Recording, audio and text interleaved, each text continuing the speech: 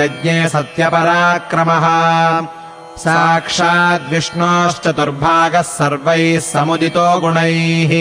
अथ लक्ष्मणशत्रुघ्नौ सुमित्राजनयत्सुतौ वीरौ सर्वास्त्रकुशलौ विष्णोरर्धसमन्वितौ पुष्ये जातस्तु भरतो मीनलग्ने प्रसन्नधीः सार्पे जातौ तु सौमित्री कुलीरेऽभ्युदिते रवौ राज्ञः पुत्रा महात्मानश्चत्वारो जज्ञिरे पृथक् गुणवन्तोऽनुरूपाश्च रुच्या प्रोष्ठपदोपमाः जगुःकलम् च गन्धर्वा नृतुश्चाप्सरो गणाः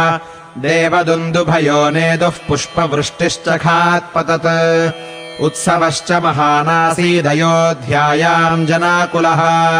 रथ्याश्च जनसम्बाधा नटनर्तनसङ्कुलाः